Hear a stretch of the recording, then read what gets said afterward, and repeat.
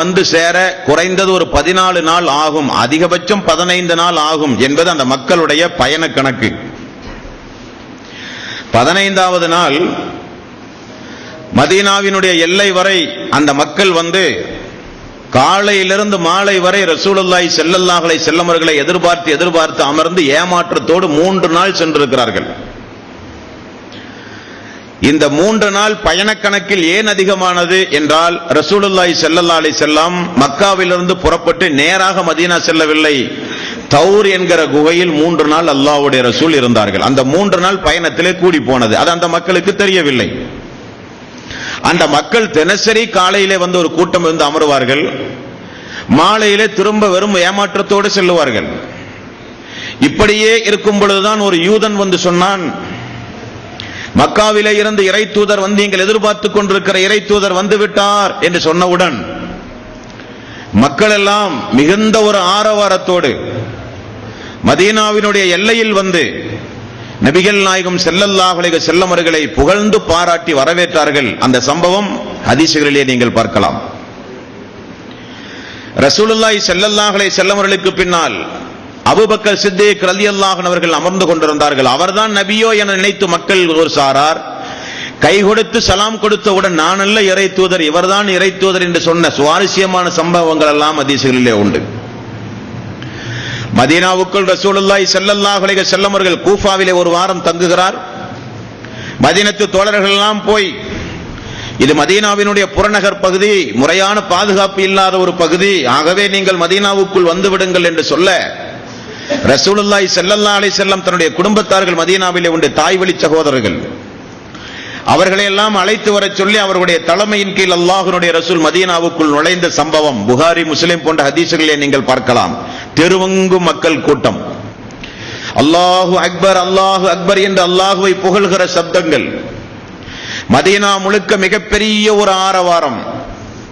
மதீனத்து யூதர்கள் சொல்கிறார்கள், அன்றைக்கு அந்த மதீனத்து மக்களுக்கு இருந்த ஒரு மகிழ்ச்சியை போல ஒரு மகிழ்ச்சியை நாங்கள் குடிபெயர்ந்த காலத்திலே இருந்து பார்த்தது கிடையாது.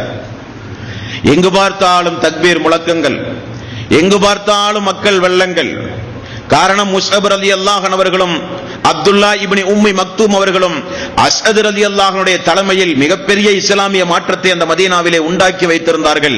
அல்லாஹ்வுடைய ரசூல் போவதற்கு முன்னதாக எல்லோரும் யா ரசூலல்லாஹ் எனது வீட்டிலே வந்து தங்குங்கள், எனது வீட்டிலே வந்து தங்குங்கள் என்று எல்லோரும் மிகப்பெரிய ஒரு வரவேற்பு கொடுத்து கொண்டிருக்கும் போது ரசூலுல்லாஹி ஸல்லல்லாஹு அலைஹி வஸல்லம் எனது ஒட்டகத்தை விட்டு விடுங்கள், எனது ஒட்டகம் எங்கு அமருகிறதோ அதுதான் எனக்குரிய இடம் என்றார்கள் ரசூலுல்லாஹி ஸல்லல்லாஹு அலைஹி வஸல்லம்.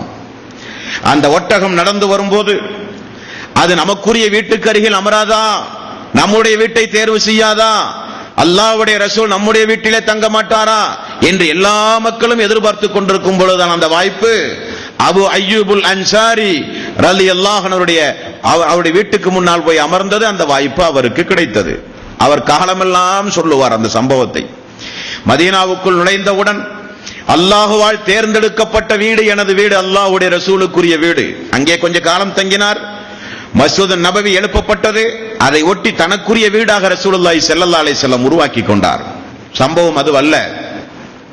இன்றைக்கு நாம் பார்க்க போகிற சம்பவம், எல்லோரும் அன்பளிப்பாக அவரவர்களுடைய சக்திகளுக்கு ஏற்றவாறு ஒவ்வொரு பொருள்களை அல்லாஹ்வுடைய ரசூலுக்கு கொண்டு வந்து கொடுத்தார்கள். வாழ்த்துக்கள் சொன்னார்கள், முசாபஹா செய்தார்கள், நிறைய பிரார்த்தனைகளை செய்தார்கள், அல்லாஹுவை புகழ்ந்தார்கள். இப்படி ஒவ்வொருவரும் நன்றி பாராட்டி கொண்டிருக்கும் பொழுது அபூ தல்ஹா ரலியல்லாஹு அன்ஹு அவர்களும் உம்மு சுலைம் ரலியல்லாஹு அன்ஹா அவர்களும் சிறிய பாலகனாக இருந்த 10 வயது பாலகனாக இருந்த அனஸ் ரலியல்லாஹு அன்ஹு அவர்களை கையிலே பிடித்துக் கொண்டு ரசூலுல்லாஹி ஸல்லல்லாஹு அலைஹி வஸல்லம் இடத்திலே வந்தார்கள். யா ரசூலல்லாஹ், எனது மகன் இனி உங்களுடைய பொறுப்பில் வளர வேண்டும். நான் அன்பளிப்பு செய்கிறேன் எனது மகனை. எனது மகன் இறை தூதருடைய பிரார்த்தனைக்கு ஆளாக வேண்டும். எனது மகனுக்கு ஆசிரியராக நீங்கள் இருக்க வேண்டும். எனது மகன் மார்க்கப்பட்டுள்ளவனாக வளர வேண்டும். எனது மகன் உங்களுடைய பிரார்த்தனைக்கு ஆளாக வேண்டும். எனது மகனுக்கும் அல்லாஹ்வுடைய அனுமதியோடு நிறைய நற்செய்திகள் கிடைக்க வேண்டும்.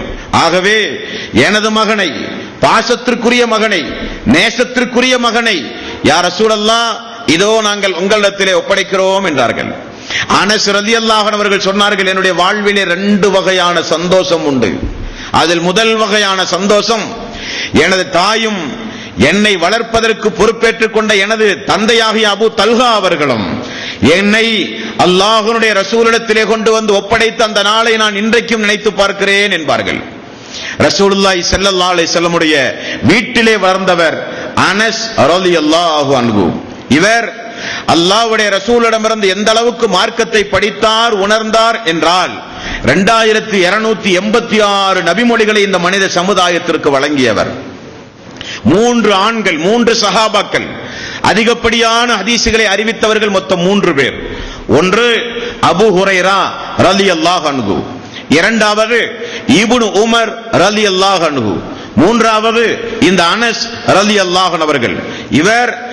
இவருடைய 180 நபிமொழிகளை புகாரி, முஸ்லிம் போன்ற ஹதீஸ் கிதாபுகளில் மட்டும் நீங்கள் பார்க்கலாம். அந்த அளவுக்கு ஒரு மாமேதையாக திகழ்ந்தார். அதிகப்படியான குர்ஆனுடைய வசனங்களை மனப்பாடம் செய்தார். கொஞ்சம் யோசித்து பாருங்கள், நாம் நம்முடைய மக்களை எப்படி வளர்த்துகிறோம்?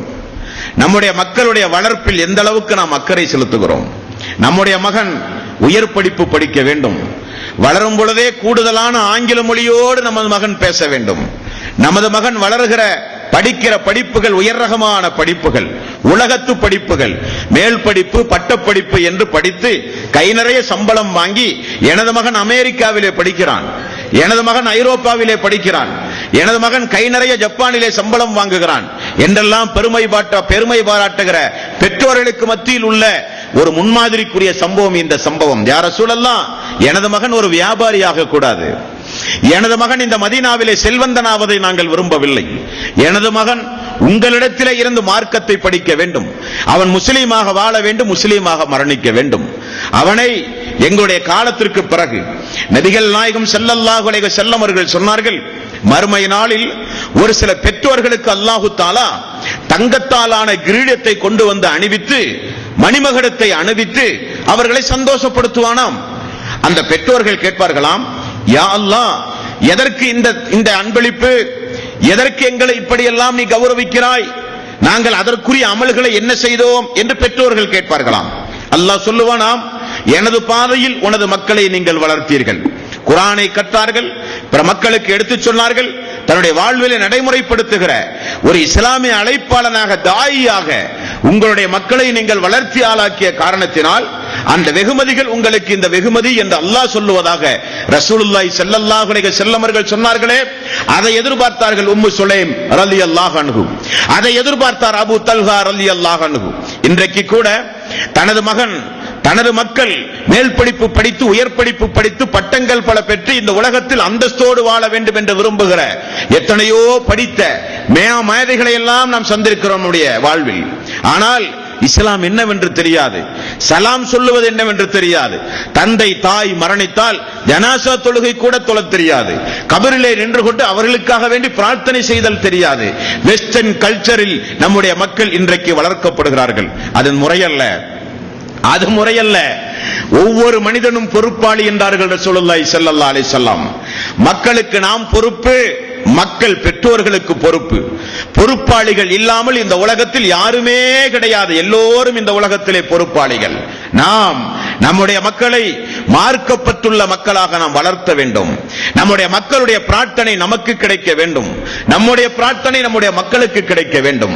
இந்த சமுதாயத்தில் மார்க்க அறிவில்லாமல் மக்கள் வளர்க்கப்படுகிற காரணத்தினால் அவர்கள் பெரியவனாகி வளர்ந்து ஆளாகி வந்த பிறகு பெற்றோர்களை மதிக்காமல் பெற்றோர்களை வீட்டை விட்டு துரத்துகிற அவலநிலை இந்த மனித சமுதாயத்தில் ஏன் வந்தது? சிறுவர்களாக இருக்கும் போதே பெற்றோர்களுடைய கண்ணியம், சிறுவர்களாக இருக்கும் போதே அல்லாஹுவை பற்றி, சிறுவர்களாக இருக்கும் போதே அல்லாஹ்வுடைய வேதத்தோடு உள்ள தொடர்பு, சிறுவர்களாக இருக்கும் போதே அல்லாஹ்வுடைய ரசூலுடைய வாழ்க்கை வரலாறு, சிறுவர்களாக இருக்கும் போதே மறுமையை பற்றி உள்ள ஒரு பயம், சிறுவர்களாக இருக்கும் போதே மார்க்க பற்றோடு கொஞ்சம் அப்படியே வார்த்தெடுத்து நாம் வளர்த்தி இருந்தால் பெற்றோர்களுக்கு இந்த நிலைமை வருமா? பெற்றோர்களுக்கு இந்த நிலைமை வருமா? நாம் பெற்ற பிள்ளை நம்மை எடுத்திருந்து பேசுகிறானே, நாம் பெற்றெடுத்த பிள்ளை நம்மை வீட்டை விட்டு துரத்தி விட்டானே, நாம் பெற்றெடுத்த பிள்ளை நம்மை ஒரு வேலைக்காரியை போல நடத்துகிறானே, உள்ளம் குமுறுகிற பெற்றோர்கள் இந்த மனித சமுதாயத்திலே உண்டுமா இல்லையா? நிறையவே உண்டு. துரத்தி அடிக்கப்பட்ட பெற்றோர்களை பாதுகாக்க அரசாங்கம் முதியோர்கள் இல்லம் வைக்கிற அளவுக்கு இந்த நாட்டிலே கொடுமைகள் தலைவிரித்தாடுகிறது. என்ன காரணம்? வளர்க்கிற பிள்ளைகளை கைதவற விட்டார்கள், வளர்ப்பு முறையில் தவறு செய்து விட்டார்கள். அவர்களுக்கெல்லாம் அபூ தல்ஹா ரலியல்லாஹு அன்ஹு அவர்கள், உம்மு சுலைம் ரலியல்லாஹு அன்ஹா அவர்கள் மிகப்பெரிய ஒரு பாடம். யா ரசூலல்லாஹ், எல்லோரும் அன்பளிப்பு கொடுத்தார்கள். இதோ எனது மகன் உங்களிடத்தில் இருக்கட்டும், நீங்கள் போருக்கு சென்றாலும் பயணத்திலே இருந்தாலும் எங்கு சென்றாலும் எனது மகன் உங்களோடு இருக்க வேண்டும் என்று சொல்லி ரசூலுல்லாஹி ஸல்லல்லாஹு அலைஹி வஸல்லம் இடத்திலே ஒப்படைக்கப்பட்டார் அனஸ் ரலியல்லாஹு அன்ஹு அவர்கள் என்று ஹதீஸிலே பார்க்கிறோம். 4889வது நபிமொழி. உம்மு சுலைம் ரலியல்லாஹு அன்ஹா அவர்கள் ஒரு நாள், யா ரசூலல்லாஹ், எனது மகன் எங்கே? இதோ இருக்கிறான். எனது மகனை உங்களிடத்தில் நான் ஒப்படைத்த எனது மகனுக்கு யா ரசூலல்லாஹ் நீங்கள் ஒரு துஆ செய்யுங்களேன். ரசூலுல்லாஹி ஸல்லல்லாஹு அலைஹி வஸல்லம் சுப்ஹானல்லாஹ் செய்த துஆவை அனஸ் ரலியல்லாஹு அன்ஹு அவர்கள் சொல்கிறார்கள், அது எனது வாழ்வில் அல்லாஹ்வுடைய ரசூல் 3 துஆ செய்தார். 2 இந்த உலகத்தில் நான் கண்டேன், இனி ஒன்றை மறுமையிலே நான் எதிர்பார்த்துக் கொண்டிருக்கிறேன் என்றார்கள். ரசூலுல்லாஹி ஸல்லல்லாஹு அலைஹி வஸல்லம் அவர்கள் சொன்னார்கள், யா அல்லாஹ், எனது மகனாக நான் வளர்த்தி ஆளாக்குகிற இந்த அனசுக்கு பொருள் செல்வம், குடும்பத்தில் இருக்கிற பிள்ளை செல்வம் எல்லாம் நீ தாராளமாக கொடுப்பாயாக, ஆயிலை நீட்டி வைப்பாயாக. ரசூலுல்லாஹி ஸல்லல்லாஹு அலைஹி வஸல்லம் அவர்கள் துஆ செய்தார்கள், மறுமையிலே சிறந்த அந்தஸ்தை கொடுப்பாயாக. இந்த அனஸ் ரலியல்லாஹு அன்ஹு அவர்கள் எத்தனாவது வயதில் மரணித்தார், எவ்வளவு குழந்தைகள் என்று கேட்டால் நீங்கள் எல்லாம் ஆச்சரியப்படுவீர்கள். அந்த அளவுக்கு ரசூலுல்லாஹி ஸல்லல்லாஹு அலைஹி வஸல்லம் அவருடைய துஆவுக்கு ஆளான ஒரு அன்பு தோழர் தான் அனஸ் ரலியல்லாஹு அன்ஹு. நல்லவர்களுடைய பிரார்த்தனை நம்முடைய மக்களுக்கு கிடைக்க வேண்டும். நம்முடைய மக்களை ஊராரெல்லாம் நேசிக்க வேண்டும். நமது மக்களுக்கு அல்லாஹ்வுடைய அன்பு கிடைக்க வேண்டும். நமது மக்களுக்கு மார்க்கப்பட்டு உருவாக வேண்டும். நமது மக்களை அவன் அறியாமலேயே நம்முடைய மக்களுக்கு எல்லா மக்களும் பிரார்த்தனை செய்ய வேண்டும் என்று விரும்பிய அந்த பெற்றோரை பார்த்தீர்களா? ரசூலுல்லாஹி ஸல்லல்லாஹு அலைஹி வஸல்லம் அவர்கள் செய்த துஆ, அல்லாஹ்வே அனஸ் அவர்களுக்கு குழந்தை செல்வத்தை கொடு, அனஸ் அவர்களுக்கு நீண்ட ஆயுளை கொடு, அனஸ் அவர்களுக்கு பொருள் செல்வத்தை கொடு. ரசூலுல்லாஹி ஸல்லல்லாஹு அலைஹி வஸல்லம் அவர்கள் பிரார்த்தனை செய்தார்கள். அன்பானவர்களே, அல்லாஹ்வுடைய ரசூல் நபிகள் நாயகம் ஸல்லல்லாஹு அலைஹி வஸல்லம் அவர்கள் அப்படித்தானே சொன்னார்கள், அல்லாஹ் உங்களை நேசித்தால் உலகத்தில் இருக்கிற மக்கள் எல்லாம் உங்களை நேசிக்க ஆரம்பிப்பார்கள். அப்படிப்பட்ட மனிதர்களாக இந்த பூமியில் நம்முடைய மக்கள் வளர வேண்டும், நாம் வளர வேண்டும், நம்மை சுற்றி இருக்கிற நம்முடைய குடும்பத்தார்கள் நண்பர்கள் வளர்ந்து ஆளாக வேண்டும் என்பதற்குரிய படிப்பினை உதாரண சம்பவங்கள் எல்லாம் இந்த சம்பவம். ரசூலுல்லாஹி ஸல்லல்லாஹு அலைஹி வஸல்லம் அவரை எப்படி வளர்த்தி ஆளாக்கினார் என்பதை அவரே சொல்லுகிறார். அல்லாஹ்வுடைய ரசூல் சிறியவர்களின் மீது எந்த அளவுக்கு அன்பு காட்டுகிறவர் என்று நபிமொழியோடு தொடர்பு இருக்கிற உங்களுக்கு நன்றாக தெரியும். ஒரு சம்பவத்தை பாருங்கள். முஸ்லிம் என்கிற நபிமொழி தொகுப்பில் 4272வது நபிமொழி. நான் அல்லாஹ்வுடைய ரசூல் மரணிக்கின்ற வரை அவரோடு இருந்திருக்கிறேன். ஒரு நாளாவது அல்லாஹ்வுடைய ரசூல் என்னை பார்த்து ஏன் இப்படி செய்தாய் என்று கூட என்னை கேட்டது கிடையாது, அதட்டியது கிடையாது. சீ என்று ஒரு வார்த்தை கூட என்னை உதாசீனப்படுத்தி அல்லாஹ்வுடைய ரசூல் பேசியது கிடையாது. இது யார் கொடுக்கிற ஸ்டேட்மெண்ட்? இது யார் கொடுக்கிற உத்தரவாதம்? பயணத்தில் ஒரு 3 நாள் நீங்கள் பயணத்தில் ஒரு மனிதனோடு இருந்தால் அவனை பற்றி முழுமையாக நீங்கள் அறிந்து முடியும் என்றார்கள் ரசூலுல்லாஹி ஸல்லல்லாஹு அலைஹி வஸல்லம். ஒரு மனிதனை நீங்கள் அறிந்து கொள்ள வேண்டுமானால் கொஞ்சம் பொருளாதாரத்தை கொடுத்து பார்த்தால் தெரிந்து கொள்ளலாம். அல்லது 3 நாள் பயணத்திலே இருந்தால் ஒரு மனிதனை நீங்கள் அறிந்து கொள்ளலாம். 10 ஆண்டு காலம் ஒரு குடும்பத்தில் வார்த்தெடுக்கப்பட்ட ஒரு தோழர் சொல்லுகிறார், அல்லாஹ்வுடைய ரசூலுடைய பந்து அவர் என்னை ஒரு நாளும் ஏன் இப்படி செய்தாய் அப்படி செய்தாய் என்கிற வாசகத்தை கூட இந்த காதில் நான் கேட்டது கிடையாது. அல்லாஹ்வுடைய ரசூல் அந்த அளவுக்கு என் மீது அன்பு பாராட்டினார். ஒரு நாள் ஒரு முக்கியமான ஒரு காரியத்திற்கு அல்லாஹ்வுடைய ரசூல் என்னை அனுப்பினார். எனக்கு வயது 10 தானே. நான் போகும்போது தெருக்களில் மக்களோடு விளையாடி கொண்டிருப்பதை பார்த்து நான் என்னை மறந்து அந்த மக்களோடு சேர்ந்து நானும் விளையாட ஆரம்பித்தேன். சூரியன் மறைந்து விட்டது. நான் அப்படியே விளையாடி கொண்டிருக்கும் போது என்னுடைய தோளின் மீது ஒரு கைப்பட்டது. திரும்பி பார்த்தான் அல்லாஹ்வுடைய ரசூல். நான் பயந்து போனேன். நான் உன்னை எந்த காரியத்திற்காக வேண்டி அனுப்பினேன்? இதோ யா ரசூலல்லாஹ், நான் முடித்துக் கொண்டு வருகிறேன் என்றார். தோளை தட்டிவிட்டு ரசூலுல்லாஹி ஸல்லல்லாஹு அலைஹி வஸல்லம் சிரித்துவிட்டு என்னை மீண்டும் அந்த பணியை செய்ய சொல்லி முடித்துவிட்டு நான் வந்தேன் என்கிறார்கள். கோபம் என்பது அல்லாஹ்வுடைய ரசூலுடைய வாழ்க்கையிலே பார்க்க முடியாது. ஒரு நாள் பாருங்கள், ரசூலுல்லாஹி ஸல்லல்லாஹு அலைஹி வஸல்லம் குழந்தையை மடியிலே வைத்து அந்த குழந்தைக்கு முத்தமிட்டுக் கொண்டிருக்கிறார்கள்.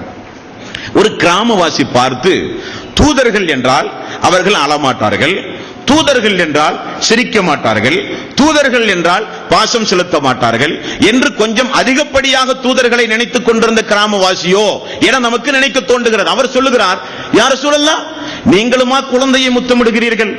ஆம், என்ன யா ரசூலல்லாஹ், எனக்கு 10 குழந்தைகள் உண்டு, எந்த குழந்தையையும் நான் முத்தமிட்டதில்லை. ரசூலுல்லாஹி ஸல்லல்லாஹு அலைஹி வஸல்லம் அவர்கள் அற்புதமாக சொன்னார்கள், உன்னுடைய உள்ளத்தில் இருக்கிற இரக்க சிந்தனையை அல்லாஹ் அகற்றியதற்கு நான் என்ன செய்ய முடியும் என்று கேட்டார்கள். இரக்க சிந்தனை, குழந்தையின் மீது பாசம் செலுத்தாத, குழந்தையை கொஞ்சாத, குழந்தையின் மீது பாசம் செலுத்தாத இரக்க சிந்தனை என்பது அல்லாஹ்வினுடைய நிஅமத். அது உள்ளத்திலிருந்து அகற்றியதற்கு நான் என்ன செய்ய முடியும் என்று கேட்டார்கள் ரசூலுல்லாஹி ஸல்லல்லாஹு அலைஹி வஸல்லம். இந்த அனஸ் அவர்களுக்கு உமைர் என்கிற ஒரு தம்பி இருந்தார். அனஸ் அவர்களை மட்டும் அல்லாஹ்வுடைய ரசூல் நேசிக்கவில்லை.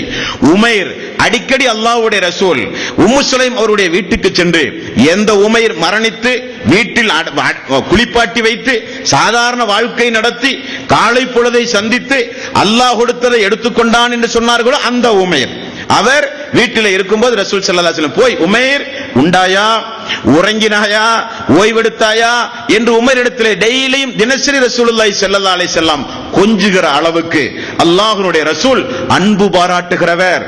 விசேஷமாக பத்ரு போர்க்களத்தில் எனக்கு மட்டும் அனுமதி கொடுத்தார்கள் ரசூலுல்லாஹி ஸல்லல்லாஹு அலைஹி வஸல்லம். சிறுவர்களுக்கு போரிலே அனுமதி இல்லை. மதீனாவிலே 2 சிறுவர்கள் வந்திருந்தார்கள். ஒன்று ஸஅத் இப்னு அபி வக்காஸ் ரலியல்லாஹு அன்ஹுடைய தம்பியும் வந்திருந்தார், அவரும் மன்றாடி அனுமதி வாங்கினார். அதுபோக 2 அன்சாரி தோழர்கள் வந்தார்கள். ரசூலுல்லாஹி ஸல்லல்லாஹு அலைஹி வஸல்லம் வரிசையிலே நிப்பாட்டும் போது உயர்ந்தவர்களாக தன்னை காட்டிக் கொள்வதற்காக காலை ஊனி மேலே நின்றார்கள் அந்த 2 தோழர்கள். ரசூலுல்லாஹி ஸல்லல்லாஹு அலைஹி வஸல்லம், நீங்கள் போருக்கு வரக்கூடாது போங்கன்னாங்க. அழுது புலம்பி மன்றாடி வந்தார்கள். ஆனால் அனஸ் ரலியல்லாஹு அன்ஹு அவர்கள் சொன்னார்கள், நான் மட்டும் கொஞ்சம் விசேஷமாக அல்லாஹ்வுடைய ரசூலிடத்திலே அனுமதி வாங்கி பத்ரு போரில் நான் பங்கெடுத்தேன் என்று நபிகள் நாயகம் ஸல்லல்லாஹு அலைஹி வஸல்லம் உடைய வாழ்க்கை வரலாற்றை சொல்லுகிறார் அனஸ் ரலியல்லாஹு அன்ஹு. அனஸ் அவர்களுக்கு ஒரு சிறப்பு பெயர் உண்டு தெரியுமா? அல்லாஹ்வுடைய ரகசியத்தை பாதுகாக்கக்கூடியவர், அல்லாஹ்வுடைய தூதருடைய ரகசியத்தை பாதுகாக்கக்கூடியவர். மரணிக்கின்ற வரை அல்லாஹ்வுடைய ரசூல் சொன்ன ரகசியம் பாதுகாக்கப்பட்டவர். ஒரு நாள் ஒரு காரியத்திற்காக வேண்டி போய் மாலை நேரம் திரும்ப வரும்போது தாய் கேட்கிறார், உம்மு சுலைம், எங்கிருந்து வருகிறீர்? ரசூலுல்லாஹி ஸல்லல்லாஹு அலைஹி வஸல்லம் ஒரு காரியத்தை செய்து அனுப்ப என்னை அனுப்பினார். என்ன காரியம்? அல்லாஹ்வுடைய ரசூல் ரகசியம் என்றார். தாய் எப்படி வளர்த்துகிறாள் பாருங்கள். அல்லாஹ்வுடைய ரசூல் எதை ரகசியம் என்று சொன்னாரோ அதை மரணிக்கின்ற வரை மகனே நீ பாதுகாக்க வேண்டும், மரணிக்கின்ற வரை நீ பாதுகாக்க வேண்டும் என்று சொல்லி ஊட்டி வளர்த்த குடும்பம் அந்த குடும்பம். அப்படி அல்லாஹ்வுடைய ரசூலுடைய ரகசியத்தை பாதுகாத்தார். இந்த தோழர் என்கிற ஒரு சிறப்புக்குரிய ஒரு அடைமொழி பெயரும் கூட இவருக்கு உண்டு. ரசூலுல்லாஹி ஸல்லல்லாஹு அலைஹி வஸல்லம் தஹஜ்ஜுத் தொழுகை தூதர்களுக்கு கடமை. முன்பின் சுன்னத்துகள், நஃபிலான வணக்கங்கள், லுஹா வணக்கங்கள், தஹஜ்ஜுத் வணக்கங்கள் எல்லாம் தூதர்களுக்கு கடமை. தஹஜ்ஜுத் தொழுகை அல்லாஹ்வுடைய ரசூல் எழுந்தார். எழும்பொழுது பார்த்தால் வீட்டிலே ஒரு சப்தம். யார் என்று பார்த்தால் அனஸ் ரலியல்லாஹு அன்ஹு ஒலு செய்ய ஏற்பாடு செய்கிறார். அல்லாஹ்வுடைய ரசூல் எழுந்து அனஸ் அவர்களை எழுப்பவில்லை. அல்லாஹ்வுடைய ரசூல் எழுவதற்கு முன்னதாகவே ஒலு செய்கிற தண்ணீர் ஏற்பாட்டோடு போய் நிற்கிறார். ரசூலுல்லாஹி ஸல்லல்லாஹு அலைஹி வஸல்லம் அவர்கள் பார்த்து, அனஸ் அவர்களே, உங்களுக்கு ஏதாவது வேண்டுமா? என்னிடத்தில் கேளுங்களேன். என்னிடத்தில் எவ்வளவு காலம் நீங்கள் இருக்கிறீர்கள், ஏதாவது வேண்டுமானால் கேளுங்களேன். இப்படி ரசூலுல்லாஹி ஸல்லல்லாஹு அலைஹி வஸல்லம் அவர்கள் கேட்கும்போது என்ன நேரம் தெரியுமா? பைத்துல் மாலில் நிறைய செல்வங்கள் மழை போல் குவிந்து கிடந்த நேரம். ஒவ்வொரு பகுதிக்கும் அல்லாஹ்வுடைய ரசூல் கவர்னர்களை நியமித்துக் கொண்டிருந்த நேரம். அனஸ் ரலியல்லாஹு அன்ஹு அவர்கள், ஆமாம் யா ரசூலல்லாஹ், தஹஜ்ஜுடைய நேரத்தில் நடக்கிற உரையாடல். ஆமாம் யா ரசூலல்லாஹ், எனக்கு ஒன்று வேண்டும். என்ன வேண்டும்? உங்களோடு நான் சொர்க்கத்திலே இதே போல இருக்க வேண்டும். இந்த வீட்டில் எப்படி நான் 24 மணி நேரம் உங்களோடு இருக்கிறேனோ, இதை எனக்கு அல்லாஹு தஆலா சொர்க்கத்திலும் இந்த வாய்ப்பை தர வேண்டும் என்றார்கள். வேற ஏதாவது வேண்டுமா? வேண்டாம் யா ரசூலல்லாஹ். வேற ஏதாவது வேண்டுமா? வேண்டாம் யா ரசூலல்லாஹ். வேற ஏதாவது வேண்டுமா? 3 முறை கேட்டார்கள். அல்லாஹ்வுடைய ரசூலே, சொர்க்கத்தில் உங்களோடு நான் இருக்க வேண்டும், உங்களை விட்டு நான் சொர்க்கத்திலே பிரிந்து விடக்கூடாது. அப்ப ரசூலுல்லாஹி ஸல்லல்லாஹு அலைஹி வஸல்லம் அவர்கள் சொன்னார்கள், அல்லாஹ்வுக்கு அதிகம் அதிகம் சுஜூது செய்வதன் மூலம் நீங்கள் அந்த அந்தஸ்தை அடைவீர்கள். அல்லாஹ்வுக்கு அதிகம் அதிகம் சுஜூது செய்வதன் மூலம் அந்த அந்தஸ்தை அடைவீர்கள். எனக்கு காலமெல்லாம் பணிவிடை செய்வதன் மூலம் அந்த அந்தஸ்தை அடைவீர்கள், அதுவல்ல. எனது குடும்பத்தார்களுக்கு காலமெல்லாம் உழைத்து ஓடாய் தேய்வதின் மூலம் அந்த அந்தஸ்தை அடைவீர்கள், அதுவல்ல. ரசூலுல்லாஹி ஸல்லல்லாஹு அலைஹி வஸல்லம் அவர்கள் சொன்னது தொழுகை, சுஜூத். எந்த அளவுக்கு அதிகம் நீங்கள் சுஜூது செய்கிறீர்களோ என்னோடு நீங்கள் சொர்க்கத்தில் ஒன்றாக இருக்கலாம். அல்லாஹ்வுடைய ரசூலோடு சொர்க்கத்தில் ஒன்றாக இருக்கிற காரியங்கள் எல்லாம் எதுங்க? யாருக்கு அல்லாஹு தஆலா 3 பெண் பிள்ளைகளை கொடுத்தோ, 3 சகோதரிகளை அவருடைய பொறுப்பில் கொடுத்தோ, அவர் வரத்தி ஆளாக்கி உரிமைகளை பேணி உரிய திருமண வாழ்வை அமைத்து கொடுத்தால் நானும் என்னோடு அவர்கள் சொர்க்கத்தில் ஒன்றாக இருப்பார்கள். அப்படிப்பட்டவர்கள் என்னோடு சொர்க்கத்திலே ஒன்றாக இருப்பார்கள். இந்த உலகத்தில் தாய் தந்தை இல்லாமல் அனாதையாக வளர்ந்து வருகிற மக்களை யார் பராமரிப்புக்கு எடுத்துக் கொள்கிறாரோ அவரும் நானும் சொர்க்கத்தில் இப்படி இருப்போம் என்றார்கள். ஆட்காட்டி விரலையும் நடுவிரலையும் காட்டி அவரும் நானும் சொர்க்கத்தில் இந்த அளவுக்கு நெருக்கமாக இருப்போம் என்றார்கள். ரசூலுல்லாஹி ஸல்லல்லாஹு அலைஹி வஸல்லம் அவர்கள் சொன்னார்கள், சொர்க்கத்தில் ஒரு சில மக்கள் உண்டு, அவர்கள் நபிமார்களோடு இருப்பார்கள், ஆனால் அவர்கள் நபி அல்ல. வார்த்தை பாருங்கள், ஒரு சில மக்கள் நபிமார்களோடு இருப்பார்கள். நபிமார்களோடு என்றால் நபியோடு அல்ல, நபிமார்களோடு. ஆதம் அலைஹிஸ்ஸலாத்து வஸ்ஸலாம் அவர்களிலே இருந்து அல்லாஹ்வுடைய ரசூல் வரை உள்ள லட்சோப லட்ச நபிமார்களோடு அந்த மக்கள் சொர்க்கத்தில் இருப்பார்கள், ஆனால் அவர்கள் நபியும் அல்ல. அவர்கள் சுகதாக்களோடு இருப்பார்கள், அவர்கள் சுகதாக்களும் அல்ல. அவர்கள் அன்பியாக்களோடு இருப்பார்கள், அவர்கள் அன்பியாக்களும் அல்ல. யார் யா ரசூலல்லாஹ்? அவர்கள் மனசார அல்லாஹ்வை நேசித்தவர்கள், அல்லாஹ்வுடைய ரசூலை நேசித்தவர்கள், அல்லாஹ்வுக்காக வேண்டி வெறுப்பார்கள், அல்லாஹ்வுக்காக வேண்டி நேசிப்பார்கள். அவருடைய கொள்கையே ரப் அல்லாஹ் என்பதுதான் என்று ரசூலுல்லாஹி ஸல்லல்லாஹு அலைஹி வஸல்லம் அவர்கள் சொன்னார்களா இல்லையா? அந்த அந்தஸ்துக்குரிய மக்கள் மறுமையிலே சொர்க்கத்தில் இருப்பார்கள். அல்லாஹ்வை நேசித்து அல்லாஹ்வுடைய ரசூலை நேசித்துள்ளவர்கள் மறுமையிலே சொர்க்கத்தில். 3 பெண் பிள்ளைகளை பெற்று வளர்த்தி ஆளாக்கியவர்கள் அல்லாஹ்வுடைய ரசூலோடு சொர்க்கத்தில். அனாதைகளை பராமரித்தவர்கள் அல்லாஹ்வுடைய ரசூலோடு சொர்க்கத்தில். அதிகம் தொழுதவர்கள் அல்லாஹ்வுடைய ரசூலோடு சொர்க்கத்தில். ரமலானுடைய மாதத்தில் மட்டும் தொழுதால் அல்லாஹ்வுடைய ரசூல் நமக்கு கிடைப்பாரா? ஜும்மாவுடைய நாளில் மட்டும் தொழுதால் அல்லாஹ்வுடைய ரசூல் நமக்கு கிடைப்பாரா? ஈசாவுடைய நேரத்திலே ஃபஜ்ர், லொஹர், அஸர், மக்ரிப், இஷா என்று எல்லா தொழுகையும் சேர்த்து கலா என்கிற பெயரில் கூட்டி தொழுகை தொழுகிறோமே, அல்லாஹ்வுடைய ரசூல் நம்மோடு இருப்பாரா? அரஐத்தல்லதி யுகத்திபு பித்தீன் ஃபதாலிகல்லதி யதுஉல் யதீம் என்கிற சின்ன ஒரு அத்தியாயம் என்ன சொல்கிறான் அல்லாஹ் தஆலா? ஃபவைலுல் லில் முஸல்லீன், புடும்போக்காக தொழுகிற மக்களுக்கும் கேடுதான், நரகம்தான் என்று அல்லாஹ் தஆலா சொல்கிறான். இப்படி தொழுகிற மக்களுக்கு அல்லாஹ்வுடைய ரசூல் கிடைப்பாரா?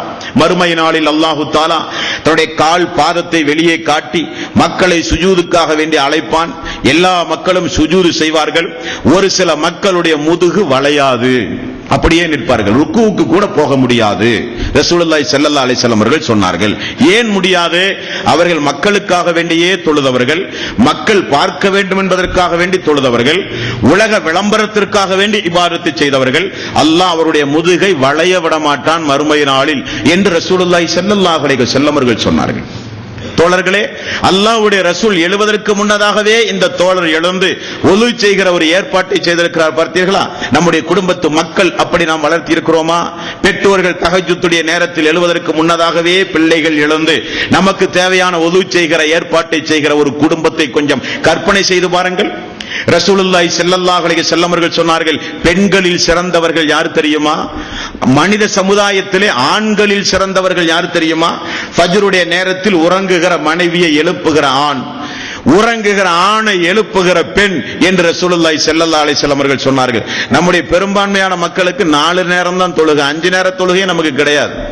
ஃபஜ்ருடைய தொழுகை என்பது நம்முடைய லைஃப்லயே கிடையாது.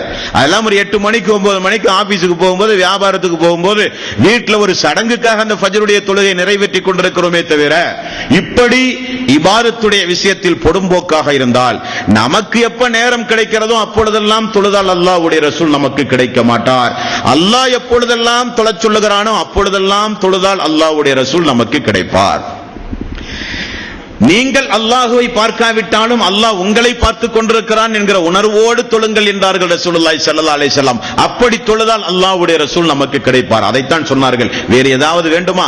ஒன்றும் வேண்டாம் யா ரசூலல்லாஹ், நீங்கள் தான் எனக்கு வேண்டும். எங்கு வேண்டும்? சொர்க்கத்தில் உங்களோடு நான் ஒன்றாக இருக்க வேண்டும். அந்த வாய்ப்பு எனக்கு கிடைக்க வேண்டும் யா ரசூலல்லாஹ் என்று கேட்டவர் அந்த உத்தம தோழர் அனஸ் ரலியல்லாஹு அன்ஹு. அன்பானவர்களே, நபிகள் நாயகம் ஸல்லல்லாஹு அலைஹி வஸல்லம் அனஸ் அவர்களே, உங்களுக்கு நான் ஒரு சில உபதேசங்களை செய்கிறேன். அந்த உபதேசத்தை மரணிக்கின்ற வரை நீங்கள் உங்களுடைய வாழ்விலே நீங்கள் பின்பற்ற வேண்டும் என்று சொல்லி அல்லாஹ்வுடைய ரசூல் செய்த கொஞ்சம் உபதேசம் உண்டு தோழர்களே. அவர் மரணிக்கின்ற வரை அல்லாஹ்வுடைய ரசூல் சொன்ன அந்த உபதேசத்தை என்னுடைய வாழ்வில் நான் பின்பற்றினேன் என்று சொல்கிறார். அல்லாஹ்வுடைய ரசூல் சொன்னார்கள், அனஸ் அவர்களே, இஸ்லாத்தை ஏற்றுக்கொண்ட எந்த ஒரு சகோதரனையும் எந்த நேரத்திலும் நீ தவறாக எண்ணி விடாதே. முதல் வசியத் சகோதரத்துவத்தை குறித்து அல்லாஹ்வுடைய ரசூல் சொல்கிறார்கள். மனித உரிமை, ஒரு சகோதரன் என்பது இன்னொரு சகோதரனுக்கு உடல் உறுப்புகளை போல. கண்ணுக்கு வலி என்றால் எப்படி கை துடிக்கிறதோ, கால்கள் துடிக்கிறதோ, ரோமங்கள் எல்லாம் சிலிர்க்கிறதோ, தோள்கள் எல்லாம் வலிக்கிறதோ, அதே போல ஒரு சகோதரன் என்றால் இன்னொரு சகோதரனுக்கு உடல் உறுப்புகளை போல. ஆகவே சகோதரர்களை குறித்து தவறாக நீங்கள் எண்ணாதீர்கள். இது நீங்கள் மரணிக்கின்ற வரை உங்களுடைய வாழ்விலே பின்பற்றப்பட வேண்டும் என்று ரசூலுல்லாஹி ஸல்லல்லாஹு அலைஹி வஸல்லம் அவர்கள் சொன்னார்கள். ஒரு சகோதரனை குறித்து ஒரு சகோதரன் தவறாக எண்ணினால் உள்ள விளைவென்ன? ஒரு சகோதரி இன்னொரு சகோதரியை குறித்து தவறாக எண்ணினால் உள்ள விளைவென்ன? ஒரு நண்பனை குறித்து இன்னொரு நண்பன் தவறாக எண்ணினால் உள்ள விளைவென்னங்க? நண்பன் பகைவனாவான், குடும்பங்களிலே நிம்மதிகள் இழக்க வேண்டிய சூழ்நிலைகள் ஏற்படும், சமுதாய மக்கள் எல்லாம் நிம்மதிகளை இழக்க வேண்டிய சூழ்நிலை ஏற்படும், எங்கு பார்த்தாலும் குழப்பங்கள் உருவாகும். அல்லாஹு தஆலா அவனுடைய அருள்மறையாம் திருமறை குர்ஆனில் 49வது அத்தியாயத்தின் 12வது வசனத்தில் அல்லாஹு தஆலா யா அய்யுகல்லதீன ஆமனூ, ஈமான் கொண்டவர்களே என்று அழைத்து அல்லாஹ் கொஞ்சம் ஒழுக்கத்தை கற்றுத் தருகிறான். ரசூலுல்லாஹி ஸல்லல்லாஹு அலைஹி வஸல்லம் அனஸ் ரலியல்லாஹு அன்ஹு அவர்களுக்கு செய்த அந்த முதல் வசியத்தை அல்லாஹ் தஆலா சொல்கிறான். யா அய்யுகல்லதீன ஆமனூ இஜ்தனிபு கஸீரம் மினல் லன்னி இன்ன பஅலல் லன்னி இஸ்முன். சந்தேகம் கொள்ளாதீர்கள். அல்லாஹ் சொல்கிறான், ஈமான் கொண்டவர்களே சந்தேகம் கொள்ளாதீர்கள். ஒரு சில சந்தேகங்கள், ஒரு சில எண்ணங்கள் பாவமாக கூட அமையும் என்று அல்லாஹ் தஆலா சொல்கிறான். அப்படித்தானே? ஒரு நண்பனை கெடுத்து சொல்ல வேண்டுமானால் 5 நிமிடம் போதும். கொஞ்சம் நாவிலே விஷத்தை தடவி பேச வேண்டிய விதத்தில் பேசிவிட்டாலே வேலை முடிந்தது. நண்பர்கள் பகைவர்களாகி விடுகிறார்கள், குடும்பத்திலே பிரச்சனைகள் ஏற்படுகிறது, சமூக நிம்மதிகள் சீர்குலைந்து போகிறது. தவறான எண்ணம் என்பது எங்கே கொண்டு போய் விடும் தெரியுமா? ரசூலுல்லாஹி ஸல்லல்லாஹு அலைஹி வஸல்லம் இத்திகாஃப் இருக்கும்போது தனது மனைவியோடு இரவு நேரத்தில் பள்ளிக்கு வெளியிலே நின்று பேசிக் கொண்டிருக்கிறார்கள். 2 சஹாபாக்கள் தொலைவிலே இருந்து நடந்து வருகிறார்கள். பக்கத்தில் வந்தவுடனே கொஞ்சம் வேகமாக நடக்க ஆரம்பித்தார்கள். ரசூலுல்லாஹி ஸல்லல்லாஹு அலைஹி வஸல்லம், தோழர்களே இங்கே வாருங்கள் என்றார்கள். நான் பேசிக் கொண்டிருப்பது எனது மனைவி என்றார்கள். சஹாபாக்கள் சொன்னார்கள், சுபஹானல்லாஹ், அல்லாஹ்வுடைய ரசூலே, என்ன வார்த்தையை நீங்கள் சொல்லிவிட்டீர்கள், என்ன வார்த்தையை நீங்கள் சொல்லிவிட்டீர்கள். ரசூலுல்லாஹி ஸல்லல்லாஹு அலைஹி வஸல்லம் அவர்கள் சொன்னார்கள், நீங்கள் நல்லவர்கள், உள்ளத்தில் சைத்தான் தவறான எண்ணத்தை ஏற்படுத்தி விடுவான் என்றார்கள். என்ன காரணம்? இந்த தவறான எண்ணம் என்பது யாருடைய உள்ளத்திலும் வந்துவிடக் கூடாது. எல்லோரை குறித்து நல்ல எண்ணம் முதலிலே வைத்து பழக வேண்டும். யாரை குறித்தானாலும் சரி, காதில் கேட்பதையெல்லாம் நம்புவது, காதால் கேட்பதையெல்லாம் பேசுவது, காதால் கேட்பதையெல்லாம் கேட்டு அதன் அடிப்படையில் நடப்பது என்பது இறை விசுவாசியுடைய பண்பல்ல. மறுமையில் சொர்க்கத்தை நாம் இழந்து விடுவோம். மறுமையில் சொர்க்கத்தை நாம் இழந்து விடுவோம். 49வது அத்தியாயத்தின் 12வது வசனத்தில் அல்லாஹ் தஆலா ஒரு 6-7 விஷயங்களை சொல்லித் தருகிறான். கிண்டல் செய்யாதீர்கள், கேலி செய்யாதீர்கள், தவறான எண்ணம் கொள்ளாதீர்கள், தவறான எண்ணங்களிலே பாவம் உண்டு, பட்டப்பயிர் சூட்டி அரைக்காதீர்கள், அவதூறு பரப்பாதீர்கள், புறம் பேசாதீர்கள் என்று சொல்லப்படுகிற வசனம் அந்த வசனம். அதைத்தான் ரசூலுல்லாஹி ஸல்லல்லாஹு அலைஹி வஸல்லம் அவர்கள் சொன்னார்கள், நம்முடைய இஸ்லாமிய சமுதாயத்தில் இருக்கிற சகோதரர்கள் யாரையும், மகனே நீ தவறான எண்ணம் கொள்ளாதே. முதல் விஷயம். இரண்டாவது, அல்லாஹ்வுடைய ரசூல் சொன்னார்கள், நான் சொன்ன ஒரு நபி வழியை, சுன்னத்தை உன்னுடைய வாழ்வில் கடைசி வரை நீ பின்பற்று. எந்த ஒரு சுன்னத்தையும் நீ விட்டு விடாதே. எனது வழிமுறை இது என்று உனக்கு தெளிவாக தெரிந்தால் அதை நேசி, அதை உன்னுடைய வாழ்விலே பின்பற்று, அதை பிற மக்களுக்கு எடுத்து சொல்லு. யார் எனது வழிமுறையை நேசிக்கிறாரோ அவரை நான் நேசிக்கிறேன், நான் யாரை நேசிக்கிறேனோ அவர் என்னோடு சொர்க்கத்திலே இருப்பார்கள். அவர் என்னோடு சொர்க்கத்தில் இருப்பார்கள். உதாரணத்துக்கு பாருங்கள், தாடி வைப்பது என்பது நமக்கெல்லாம் ஒரு சாதாரண விஷயமாக தெரியும். ஆனால் இஸ்லாமிய மார்க்கத்தில் நிறைய வணக்க வழிபாடுகள், இபாதத்துகள், நன்மையான காரியங்கள் உண்டு. இதே போன்ற ஒரு நன்மையை நீங்க பார்க்கவே முடியாது. அதிர்ச்சியாக இருக்கும் உங்களுக்கு கேட்கும் போது. உதாரணத்திற்கு பாருங்கள், எந்த ஒரு வணக்க வழிபாட்டை நீங்கள் எடுத்துக்கொண்டாலும் அந்த வணக்க வழிபாட்டை செய்வதற்கு நீங்கள் முயற்சி எடுக்க வேண்டும். நீங்கள் முயற்சி எடுக்காமல் அப்படியே உட்கார்ந்துட்டே இருக்கும்போது நன்மை அப்படியே கிடைச்சிட்டே இருக்குமா? எதுக்குமே கிடைக்காது. தஸ்பீஹ் சொல்வதாக இருந்தால் கூட நாவாசிய வேண்டும். ஒது செய்வதாக இருந்தால் எழுந்துரை கைகாலை கழுவி சுத்தமாக வைத்துக் கொள்ள வேண்டும். முயற்சி செய்ய வேண்டும். ஒன்று, முயற்சி இல்லாமல் எந்த நன்மையும் கிடையாது. முதலாவது விஷயம். இரண்டாவது, எந்த நன்மையை நீங்கள் எடுத்துக்கொண்டாலும் தொடக்கம் முடிவு என்றொன்று உண்டு. தொழுகை என்றால் தக்பீரில் இருந்து சலாம் கொடுக்கிற வரை உங்களுக்கு தொழுகையுடைய நன்மை. இப்பொழுதெல்லாம் தொழுகையுடைய நன்மையா? இல்லை. தஸ்பீஹ் என்றால் சொல்லி முடிக்கிற வரை அந்த நன்மை. சலாம் என்றால் சொல்லி முடிக்கிற வரை நன்மை. நோன்பு என்றால் திறந்த உடனே நன்மை முடிந்துவிடும்.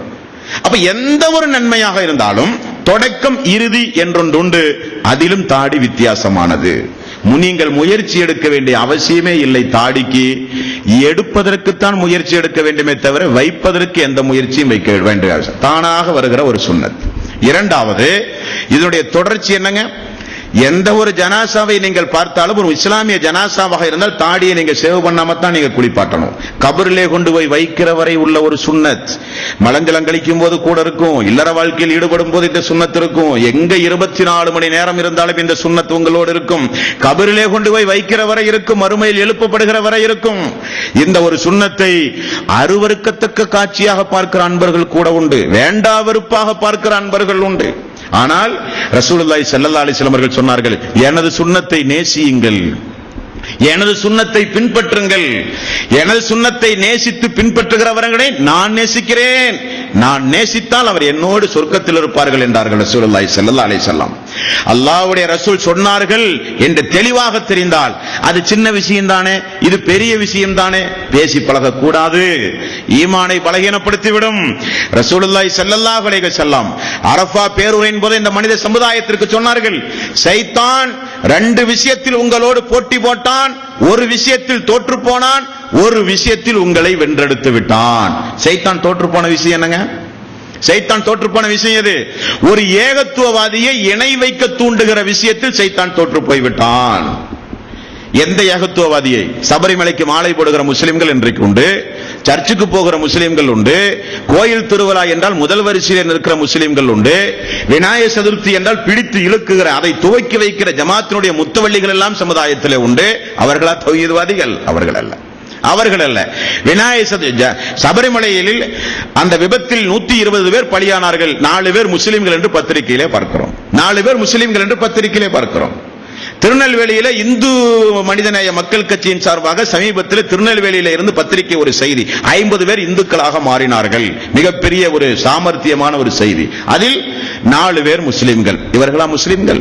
ரசூலுல்லாஹி ஸல்லல்லாஹு அலைஹி வஸல்லம் அவர்கள் சொன்னார்கள், உண்மையான முஸ்லிம், ஏகத்துவத்தை பின்பற்றுகிற முஸ்லிம், அவனுக்கு அவனுடைய உள்ளத்தில் இணை வைக்க தூண்டுகிற விஷயத்தில் சைத்தான் தோற்று போய்விட்டான். ஒரு விஷயத்தில் சைத்தான் வென்று விட்டான். எந்த விஷயத்தில் தெரியுமா? அமல்களை சிறியவையாக உங்களுக்கு காண்பிக்கிற விஷயத்தில் சைத்தான் உங்களை வென்று விட்டான். செய்ய போகும்போது இதுதானே, அதுதானே, இது நாளைக்கு பார்க்கலாமே, அதை விட இதுதானே பெருசா இருக்கு, இதை விட இது சின்னதாச்சே, பேசுவது சைத்தானுக்கு நீங்கள் ஆட்படுத்தப்பட்டு விட்டீர்கள். ரசூலுல்லாஹி ஸல்லல்லாஹு அலைஹி வஸல்லம் அவர்கள் சொன்னார்கள், எந்த ஒன்றையும் அற்பமாக கருதாதீர்கள். எங்க நான் அல்லாஹ்வுடைய ரசூல் சொன்னார்கள், இந்த மாதிரி நபிமொழிகளை எல்லாம் நீங்கள் படித்து அதை உள்ளத்திலே தாங்கி அதன் அடிப்படையில் நீங்கள் வளர்ந்தால், இப்னு மஸ்ஊத் ரலியல்லாஹு அன்ஹு அவர்கள் சொல்லுவார்கள், ரசூலுல்லாஹி ஸல்லல்லாஹு அலைஹி வஸல்லம் ஒரு சுன்னத் எங்களுடைய பார்வையில் பட்டால், தெரிந்தால் மிகப்பெரிய ஆயுதமாக கையிலே எடுத்து அதை நாங்கள் பின்பற்றுவோம். ரசூலுல்லாஹி ஸல்லல்லாஹு அலைஹி வஸல்லம் அவர்கள் சொன்னார்கள், மிகப்பெரிய ஒரு அநியாயக்காரன் சொர்க்கம் சென்றான். எதற்காக? நாம் வீதியில நடக்கும்போது பூனை என்கிற ஒரு ஜீவராசி உண்டு, நாய் என்கிற ஒரு ஜீவராசி உண்டு. உண்டுமா இல்லையா? நாய் வீதியிலே கண்டால் கல்லெறிந்து விடுவோம், ஓரமாக ஒதுங்கி செல்லுவோம். அது ஒரு தீண்டத்தகாத பிராணியை போலத்தான் நாம் பார்ப்போம். ஒரு அக்கிரமக்காரன் பாலைவனத்தில் நடந்து வரும் பொழுது ஒரு நாய் நாக்கை தொங்க போட்டு தாகத்தின் காரணமாக அந்த பாசமாக அவனை பார்த்துக் கொண்டிருந்தது, ஏக்கத்தோடு பார்த்துக் கொண்டிருந்தது. அந்த அநியாயக்காரன் அதற்கு தாகம் ஏற்படுது என்பதை உணர்ந்து கிணற்றுக்குள் இறங்கி காலுறையை கலட்டி கிணற்றிலே தண்ணீரில் முக்கி வெளியே எடுத்து கொண்டு வந்து நாயினுடைய நாக்கில் அந்த சாக்ஸை அப்படியே பிழிந்து தாகத்தை தீர்த்தான். ஏதாவது உண்டுமா? இது நாய்க்கு தண்ணீர் கொடுத்த மேட்டரா இது? அல்லாஹ் சொல்லுகிறான், என்னுடைய படைப்பினங்களுடைய மீது இரக்கம் காட்டிய காரணத்தினால் அந்த கொடுமைக்காரன் சொர்க்கம் சென்றான் என்று ரசூலுல்லாஹி ஸல்லல்லாஹு அலைஹி வஸல்லம் அவர்கள் சொன்னார். சின்ன விஷயமா பெரிய விஷயமா இது? சொர்க்கம் சென்ற ஒரு பெண், சொர்க்கத்திற்குரிய எல்லா இபாதத்துகளும் அந்த பெண்ணிடத்தில் உண்டு. ஆனால் அந்த பெண் நரகத்திற்கு சென்றால், பெண் என்ன கொடுமை செய்தால்? தொழலையா? நோன்பு வைக்கவில்லையா? அல்லாஹ் குர்ஆனுக்கு மாற்றமாக நடந்த பெண்ணா? அல்ல. வீட்டிலே ஒரு பூனை இருந்தது. அந்த பூனை அந்த பெண் கட்டி போட்டால், கட்டி போட்டது தவறல்ல. அந்த பெண்ணும் உணவு கொடுக்கவில்லை, அந்த பூனையும் உணவு தேட அந்த பெண் அனுமதிக்கவில்லை. பசியும் பட்டினியுமாக அந்த பூனை செத்து போனது. ரசூலுல்லாஹி ஸல்லல்லாஹு அலைஹி வஸல்லம் அவர்கள் சொன்னார்கள், அல்லாஹ்வுடைய ஒரு உயிரை அற்ப அநியாயமாக கொன்றதற்காக சொர்க்கத்து பெண் நரகத்திற்கு சென்றார். பூனைக்கும் உயிர் கொடுக்கப்பட்டு பூனையும் சேர்ந்து சித்திரவதை என்று ரசூலுல்லாஹி ஸல்லல்லாஹு அலைஹி வஸல்லம் அவர்கள் சொன்னார்கள். ஆக அல்லாஹ்வுடைய ரசூலுடைய ஒரு சுன்னத் என்று நமக்கு தெரிந்தால் 1% கூட அனுமதிக்கவே கூடாது விடுவதற்கு. வெறுப்பு என்பது வந்துவிடக் கூடாது. ரசூலுல்லாஹி ஸல்லல்லாஹு அலைஹி வஸல்லம் அவர்கள் சொன்னார்கள் என்றால் முஸ்லிம்களுடைய அடையாள சின்னம் தொப்பி அல்ல, முஸ்லிம்களுடைய அடையாள சின்னம் தஸ்பிமணி அல்ல, முஸ்லிம்களுடைய அடையாள சின்னம் தொழுகை, முஸ்லிம்களுடைய கலாச்சாரம் சலாம் சொல்லுவது, நன்றி பாராட்டுவது, தாடி வெளிப்படையான சுன்னத்துகளை பேணுவது. அல்லாஹ்வுடைய ரசூலை இப்படித்தாங்க நேசிக்கிறது. 3வது அத்தியாயத்தின் 31வது வசனம், குல் நபியே நீங்கள் சொல்லுங்கள், இன் குன்தும் துஹிப்பூனல்லாஹ், அல்லாஹ்வுடைய நேசம் உங்களுக்கு வேண்டுமா, ஃபத்தபியூனி, என்னை பின்பற்றுங்கள் என்று நபியே நீங்கள் சொல்லுங்கள். அல்லாஹ்வுடைய நேசம் வேண்டுமானால் அல்லாஹ்வுடைய ரசூலை நாம் பின்பற்ற வேண்டும். இதை 2வதாக அனஸ் ரலியல்லாஹு அன்ஹு அவர்களுக்கு சொன்னார்கள். என்னுடைய நடைமுறை வழிமுறை சுன்னத் என்று தெரிந்தால் அதை வாழ்விலே பின்பற்றுங்கள். பின்பற்றுகிறவர்களை நான் நேசிப்பேன், நான் நேசிக்கிறவர்கள் என்னோடு சொர்க்கத்திலே இருப்பார்கள். அடுத்து அல்லாஹ்வுடைய ரசூல் சொன்னார்கள், நீங்கள் எந்த வீட்டுக்குள் புகுந்தாலும், உங்களுடைய வீடானாலும் பிறருடைய வீடானாலும் சலாம் சொல்லாமல் நுழையாதீர்கள். ரசூலுல்லாஹி ஸல்லல்லாஹு அலைஹி வஸல்லம் அவர்கள் சொன்னார்கள். நம்முடைய வீட்டில் அந்த பழக்கம் உண்டுமா? நண்பர்களுடைய வீடுகளுக்கு சென்றாலும் அந்த பழக்கம் உண்டுமா? இருந்தால் பாராட்டுக்குரிய குணம், அது நாம் வரவழைத்துக் கொள்ள வேண்டும். சட்டன நம்முடைய வீடுகளாக கூட ரசூலுல்லாஹி ஸல்லல்லாஹு அலைஹி வஸல்லம் அவர்கள் சொன்னார்கள், பூட்டிய வீட்டை திறந்து செல்வதாக இருந்தாலும் சலாம் சொல்லுங்கள். காரணம், மலக்குமார்கள் அங்கே இருக்கிறார்கள். பூட்டிய வீடு, திறந்த வீடு அல்ல. ஆனால் நம்முடைய வீட்டிலே அப்படி ஒரு பழக்க வழக்கத்தோடு நாம் வளரவே இல்லை. வளராத அளவுக்கு நம்முடைய அறிவுத்திறனை மழுங்க வைத்து விட்டார்கள் என்றுதான் சொல்ல வேண்டும். என்ன நம்ம மக்களுக்கே சலாம் சொல்றதா? நம்ம மனைவிக்கு சலாம் சொல்றதா? நம்ம உம்மாவுக்கு சலாம் சொல்றதா? ஒரு தாழ்வு மனப்பான்மை உருவாகி விட்டது பார்த்தீர்களா? ரசூலுல்லாஹி ஸல்லல்லாஹு அலைஹி வஸல்லம் அவர்கள் சொன்னார்கள், வீட்டுக்குள் செல்லும் பொழுது சலாம் சொல்லுங்கள். பிறருடைய வீடாக இருந்தால் 3 முறை சலாம் சொல்லி அனுமதி வாங்க வேண்டும். பதில் வர வேண்டும். அங்கிருந்து பதில் வராவிட்டால் திரும்ப சென்று விடுங்கள் என்றார்கள் ரசூலுல்லாஹி ஸல்லல்லாஹு அலைஹி வஸல்லம். இந்த பண்பை அல்லாஹ்வுடைய ரசூல் போதிக்கிறார்கள். அடுத்து அனஸ் ரலியல்லாஹு அன்ஹுடைய வாழ்விலே உள்ள ஒரு சிறப்பம்சம் என்ன தெரியுமா? யாராவது ரசூல் ஸல்லல்லாஹு அலைஹி வஸல்லம் சொன்னார்கள் என்று சொன்னால் அதை போய் அல்லாஹ்வுடைய ரசூலிடத்திலே கேட்டுவிட்டு ஊர்ஜிதப்படுத்துகிற ஒரு நல்ல ஒரு பண்பு. இது நம்மிடத்தில் தொலைந்து போன ஒரு பண்பு.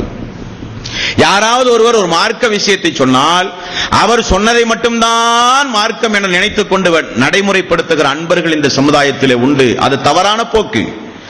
மார்க்க அறிஞர்கள் என்று இந்த மனித சமுதாயத்தில் இருக்கிறவரிடத்திலெல்லாம் போய் விளக்கம் கேட்க வேண்டும். சரியா, இந்த கிதாபிலே உண்டுமா பார்க்க வேண்டும். ஹதீஸ் ஏன் இங்கே குறிப்பிடப்படுகிறது என்றால் தமிழிலே வெளிவந்திருக்கிறது, புகாரி முஸ்லிம், எடுத்து பார்க்க வேண்டும்.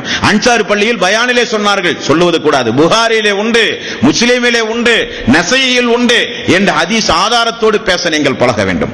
முஆத் பின் ஜபல் ரலியல்லாஹு அன்ஹு அவர்கள் அன்சாரி தோழர், அல்லாஹ்வுடைய ரசூலுக்கு ரொம்ப நெருக்கமானவர். ஒரு நாள் அல்லாஹ்வுடைய ரசூலோடு வாகனத்தில் அமர்ந்து செல்லும் போது முஆதே என்றார்கள். அல்லாஹ்வுடைய ரசூலே, இதே நான் கட்டுப்பட்டேன் என்றார்கள். உங்களுக்கு ஒரு நற்செய்தியை சொல்லவா? என்ன நற்செய்தி யா ரசூலல்லாஹ்? யார் ஒருவர் ஷஹாதத்து கலிமா அஷ்ஹது அல்லா இலாஹ இல்லல்லாஹ் அஷ்ஹது அன்ன முஹம்மதர் ரசூலுல்லாஹ் என்று சொன்ன நிலையில் மரணிக்கிறார்களோ அவர்கள் சொர்க்கம் செல்லுவார்கள், சொர்க்கம் சென்றே தீருவார்கள், என்றைக்காவது சொர்க்கம் செல்வார்கள் என்றார்கள். முஆத் பின் ஜபல் சொன்னார்கள், யா ரசூலல்லாஹ் மக்களுக்கு அறிவிக்கட்டுமா? நான் மக்களுக்கு அறிவிக்கட்டுமா?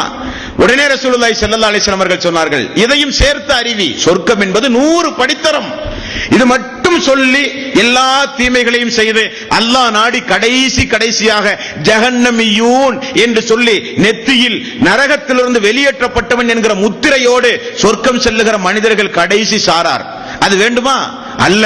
சொர்க்கத்தில் உன்னதமான ஜன்னத்துல் ஃபிர்தௌஸ் என்கிற உன்னதமான தரம் உண்டு, அதையும் சேர்த்து சொல்லுங்கள் என்றார்கள். இந்த செய்தியை அனஸ் ரலியல்லாஹு அன்ஹு அவர்களுக்கு முஆத் அவர்கள் சொல்லுகிறார். அனஸே எங்கே ஓடி வா, ரசூலுல்லாஹி ஸல்லல்லாஹு அலைஹி வஸல்லம் அவர்கள் சொன்னார்கள், அஷ்ஹது அல்லா இலாஹ இல்லல்லாஹ் அஷ்ஹது அன்ன முஹம்மதர் ரசூலுல்லாஹ் என்று சொன்னவர் சொர்க்கம் செல்லுவார் என்றார். அனஸ் அவர்களுக்கு ஒன்றுமே புரியவில்லை.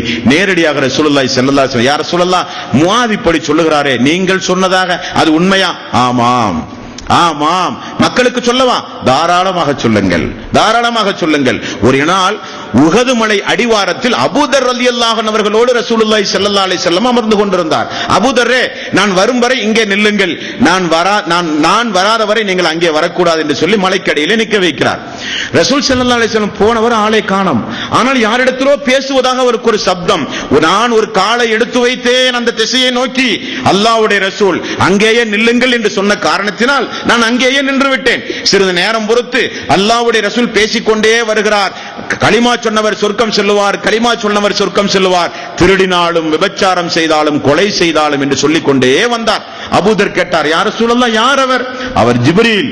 அல்லாஹ் இந்த சமுதாயத்திற்கு, எனது சமுதாயத்திற்கு அல்லாஹ் கொடுத்த மிகப்பெரிய ஒரு அருள் நியாமத்தை சொல்லிவிட்டு போனார் என்றார்கள். என்ன யா ரசூலல்லாஹ்? திருடினாலும் விபச்சாரம் செய்தாலும் கொலை செய்தாலும் கடைசியில் ஒரு மனிதன் ஷஹாதத்து கலிமா சொல்லி தௌஹீதை பாதுகாத்தால் அவன் நிச்சயம் சொர்க்கம் செல்லுவான் என்றார்கள்.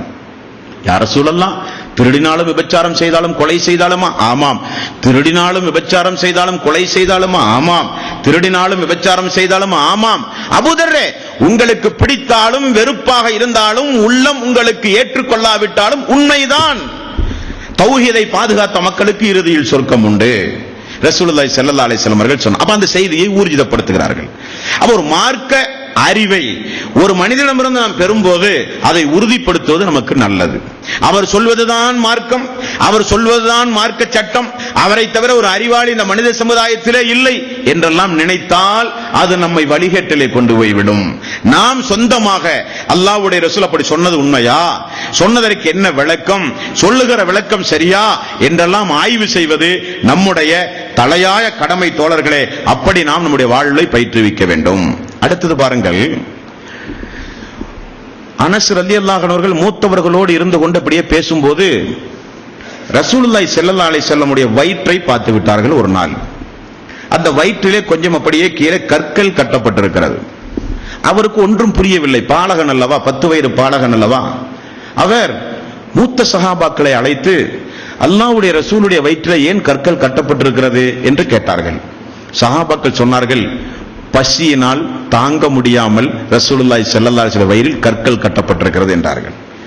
அனஸ் அவர்களை பாருங்கள், ஓடி போய், உம்மு சுலைம் அவர்களே, எனது தாயே, அல்லாஹ்வுடைய ரசூல் வயிறில் கற்கள் கட்டப்பட்ட நிலையில் பள்ளியில் இருக்கிறார், பசி கொடுமை தாங்காமல் என்று சொன்னவுடன் உம்மு சுலைம் அவர்கள், மகனே, நம்மில் 1-2 பேருக்கு மட்டும் கொஞ்சம் ரொட்டி துண்டுகள் உண்டு, எடுத்து அல்லாஹ்வுடைய ரசூலை மட்டும் அழைத்து வா, பசியை தீர்ப்போம் என்று சொன்னார். ரசூலுல்லாஹி ஸல்லல்லாஹு அலைஹி வஸல்லம் அவர்களை அனஸ் அழைத்து வர வந்து நின்றார்.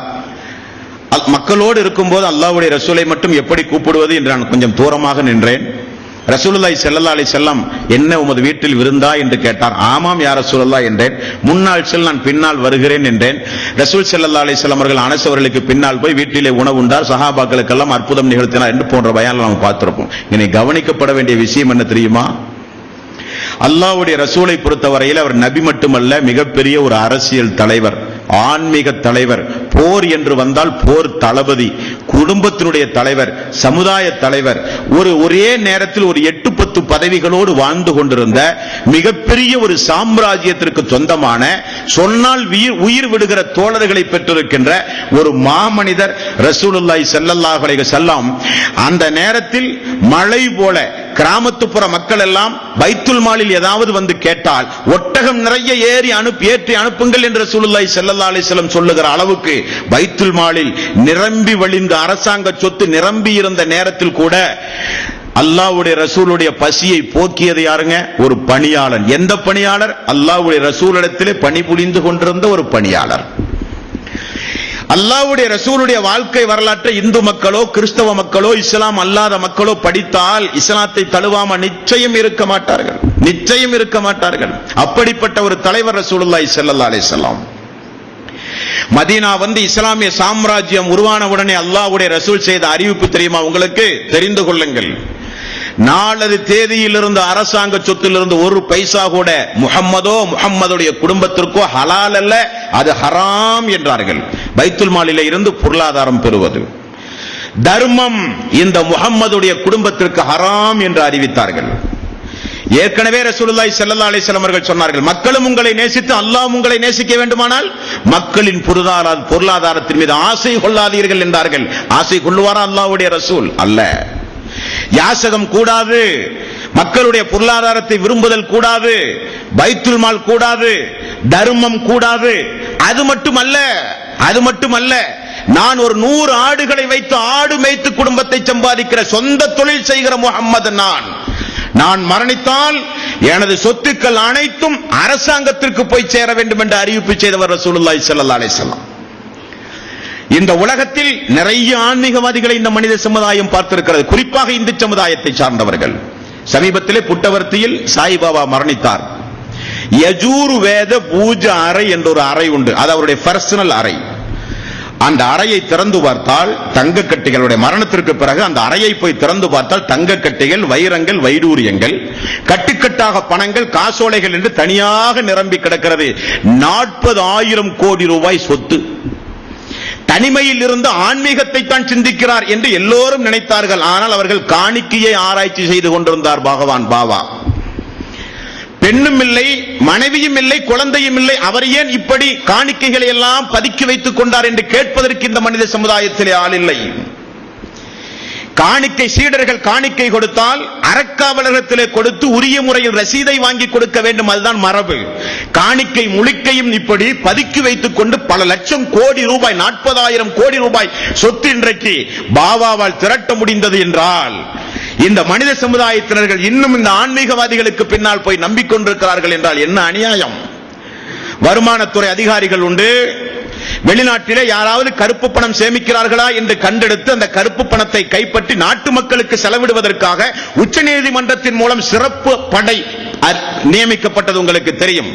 அப்படி சிறப்பு புலனாய்வு படைகள் உண்டு, வருமானத்துறை அதிகாரிகள் உண்டு, சிபிஐ உண்டு.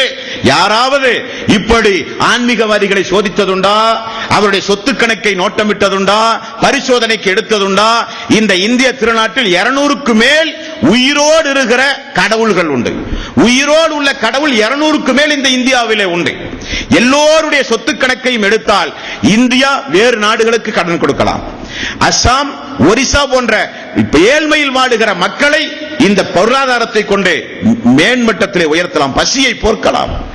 ஆனால் இந்த மனித சமுதாயத்தில் இருக்கிற மக்கள் திருந்த மாட்டார்கள். ஆன்மீகத்தின் பெயரால் ஆன்மீகவாதிகளை நம்பி நம்பி நம்பி இந்த மனித சமுதாயம் நித்யானந்தை போல 1000 நித்யானந்தாவை இவர்கள் உருவாக்குவார்களே தவிர திருந்த மாட்டார்கள். அல்லாஹ்வுடைய ரசூலும் ஒரு ஆன்மீகவாதி. லக்கது கானலக்கும் ஃபீ ரசூலில்லாஹி உஸ்வத்துன் ஹஸனா, இந்த நபியிடத்தில் உங்களுக்கு முன்மாதிரி என்கிறான், முஸ்லிம்களுக்கு அல்ல. இவர் மக்கத்து வாசிகளுக்கோ முஸ்லிம்களுக்கோ உள்ள நபி அல்ல. உலக மக்கள் அனைவர்களையும் அச்சமூட்டி எச்சரிக்கை வந்த இறை தூதர் இவர். ஆன்மீகத்தை போதிக்கும் போது மிகப்பெரிய செல்வந்தர். கதீஜாவை திருமணம் முடித்த காரணத்தினால் அந்த அம்மாவுடைய செல்வம் சேர்ந்து கிடைத்து அவரை போல ஒரு கொடை வள்ளலை மக்காவிலே யாரும் பார்க்க முடியாது என்று சொல்லுகிற அளவுக்கு மிகப்பெரிய ஜமீன்தார் அல்லாஹ்வுடைய ரசூல், மிகப்பெரிய கோடீஸ்வரர் அல்லாஹ்வுடைய ரசூல். வியாபார வர்த்தக குழுவில் அவரை விஞ்சுகின்ற ஒரு வியாபாரி யாரும் மதீனாவிலே கிடையாது, மக்காவிலே கிடையாது. அப்படிப்பட்ட செல்வந்தராக இருந்து இந்த தீனை, இந்த மார்க்கத்தை, இந்த ஆன்மீக பாதையை மக்களுக்கு சொல்ல போய் கடைசியில் அவருடைய பணியாளர் அவருடைய பசியை போக்கினார். அல்லாஹ்வுடைய ரசூல் ஒரு நாள் மூலையிலே சுருண்டு கிடந்தார். அனஸ் அவர்கள் ஓடி போய் அல்லாஹ்வுடைய ரசூலே, அல்லாஹ்வுடைய ரசூலே என்றார்கள். என்ன என்று கேட்டார். என்ன பேச்சிலே ஒரு நடுக்கம். பள்ளியிலே மூலையில் சுருண்டு கிடக்க என்ன காரணம்? ரசூலுல்லாஹி ஸல்லல்லாஹு அலைஹி வஸல்லம் பசியோடு இருக்கிறார் என்று மீண்டும் வீட்டுக்கு போகிறார். 4-5 நபிமொழிகளை நீங்கள் பார்த்தால் ரசூலுல்லாஹி ஸல்லல்லாஹு அலைஹி வஸல்லம் பேசிக் கொண்டிருக்கும் போது பேச்சில் கொஞ்சம் தளர்ச்சி ஏற்பட்டால் அபூ தல்ஹா ஓடி போய் வீட்டிலே ரொட்டிக்கு ஏற்பாடு செய்வார்.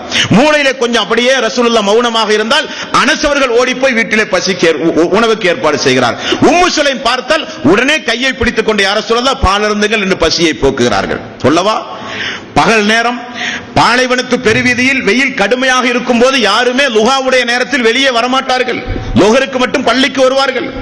அந்த லுகாவுடைய நேரம் என்பது யாரும் வெளியே நடமாட முடியாத நேரம். உமர் அவர்கள் வீட்டிலே இருந்து வெளியே வருகிறார். அபூபக்கரை பார்க்க செல்கிறார். அபூபக்கர் வீட்டினுடைய வெளியே நிற்கிறார். 2 பேரும் சேர்ந்து திரும்ப பார்க்கும் போது அல்லாஹ்வுடைய ரசூல் வருகிறார். அல்லாஹ்வுடைய ரசூல் வந்தவுடனே என்ன இந்த நேரத்தில் வெளியே நிற்கிறீர்கள் என்று கேட்கும் போது உமர் அவர்கள் சொன்னார்கள், அல்லாஹ்வுடைய ரசூலே, பசியின் கொடுமை காரணத்தினால் வெளியே வந்தேன். அபூபக்கர் சொன்னார், யா ரசூலல்லாஹ், அதுதான் காரணம். அல்லாஹ்வுடைய ரசூல் சொன்னார்கள், பசியினால் தான் நானும் வீட்டிலே இருந்து வெளியே வந்தேன். பார்க்க முடியுமா ஒரு தலைவரை, இப்படிப்பட்ட ஒரு ஆன்மீகவாதியை, இப்படிப்பட்ட ஒரு அரசியல் தலைவரை உலகம் பார்த்ததுண்டா தோழர்களே? அதைத்தான் அனஸ் ரலியல்லாஹு அன்ஹு அவர்கள் சொன்னார்கள், என்னை வளர்த்தி ஆளாக்கினார்கள் ரசூலுல்லாஹி ஸல்லல்லாஹு அலைஹி வஸல்லம். ஆனால் அவர் பசி கொடுமையோடு இருந்ததை நான் பார்த்தேன். தோழர்களிடத்திலே கேட்டேன், ஏன் கற்கள் எல்லாம் கட்டப்பட்டிருக்கிறது வயிற்றில், என்ன காரணம் என்று கேட்டேன். அல்லாஹ்வுடைய ரசூல் பசியினால் கட்டியிருக்கிறார் என்று சொன்னவுடன் என்னால் தாங்க முடியவில்லை. நான் போய் அல்லாஹ்வுடைய ரசூலுடைய பசியை போக்கினேன் என்று சொன்னார்கள். அல்லாஹ்வுடைய ரசூலுடைய பசியை நான் போக்கினேன் என்று சொன்னார்கள். இந்த தோழருக்கு ரசூலுல்லாஹி ஸல்லல்லாஹு அலைஹி வஸல்லம் துஆ செய்தாரா இல்லையா? அல்லாஹ்வே, குடும்பத்தில் வர்க்கத்தை ஏற்படுத்து, குழந்தை செல்வத்தை கொடு, பொருளாதாரத்தில் அபிவிருத்தியை ஏற்படுத்து, நிறைய ஆயுளை இவருக்கு போட்டுக் கொடு. ரசூலுல்லாஹி ஸல்லல்லாஹு அலைஹி வஸல்லம் துஆ செய்த காரணத்தினால் இவருக்கு 120 குழந்தைகள், பேர குழந்தைகள். இவர் அன்றைக்கு 100 வயது வரை வாழ்ந்த ஒரு நபித்தோழர். நபித்தோழர்களில் கடைசியாக மரணித்த நபித்தோழர் என்று கூட வரலாற்று ஆசிரியர்கள் சொல்கிறார்கள். நபித்தோழர்களை பார்த்தவர்கள் தாபியன்கள். நிறைய தாபியன்களுக்கு ஆசிரியராக இருந்தார்கள் அனஸ் ரலியல்லாஹு அன்ஹு. அந்த அளவுக்கு மார்க்கப்பட்டுள்ளவர், கல்வியில் தேர்ந்தவர், திருக்குர்ஆனை மனனம் செய்தவர். தாபியன்களுடைய ஆசிரியர் அனஸ் ரலியல்லாஹு அன்ஹு. அல்லாஹ்வுடைய ரசூலுடைய பிரார்த்தனைக்கு ஆளானவர் அனஸ் ரலியல்லாஹு அன்ஹு.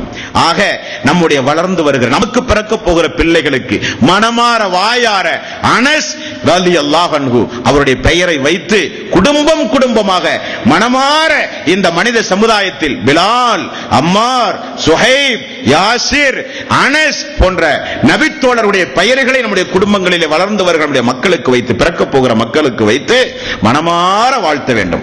ஆயிஷா ரலியல்லாஹு அன்ஹா அவர்கள், கதீஜா ரலியல்லாஹு அன்ஹா அவர்கள் இஸ்லாத்திற்காக வேண்டி தியாகம் செய்த பெண்மணியுடைய பெயர்களை பெண் குழந்தைக்கும், ஆண் மக்களுக்கு இந்த சஹாபாக்களுடைய வாழ்க்கை வரலாறுகளை நாம் கேட்ட பிறகு அவர்களை நம்முடைய வாரிசுகளுக்கு பெயர்களாக வைத்து வாயார மனமார நம்முடைய குடும்பங்களிலே நாம் கூப்பிட வேண்டும். தோழர்களே, இவர்களை எந்த காலமும் நாம் மறந்துவிடக் கூடாது.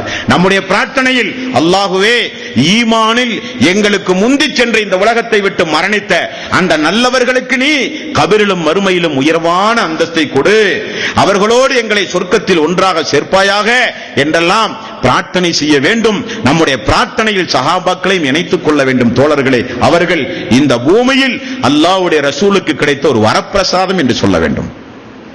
வானத்திற்கு எப்படி நட்சத்திரம் அழகோ அதே போல எனக்கு அழகு இந்த என்னுடைய நபித்தோழர்கள் என்று ரசூலுல்லாஹி ஸல்லல்லாஹு அலைஹி வஸல்லம் சொன்னார்களா இல்லையா? அப்படி வாழ்ந்து மரணித்தவர்கள் அந்த தோழர்கள்.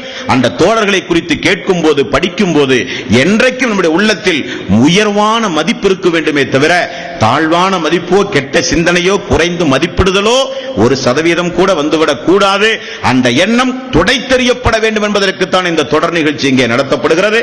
இனி ஒரு சிறப்புமிக்க ஒரு நபித்தோழரை நாளை தினம் பார்ப்போம். அவருக்கும் அல்லாஹ்வுடைய ரசூல் பிரார்த்தனை செய்து எவ்வளவு பெரிய ஒரு முஜ்தஹிதாக, சிறந்த ஒரு தோழராக, சஹாபாக்களில் உமர் அவர்கள், அபூபக்கர் போன்றவர்கள் எல்லாம் மார்க்க விளக்கம் கேட்கிற அளவுக்கு சிறந்த ஒரு நபித்தோழராக ஒரு நபித்தோழர் வாழ்ந்து மரணித்திருக்கிறார். அவருடைய வாழ்க்கை வரலாற்றை இன்ஷா அல்லாஹ் நாளை தினம் பார்ப்போம்.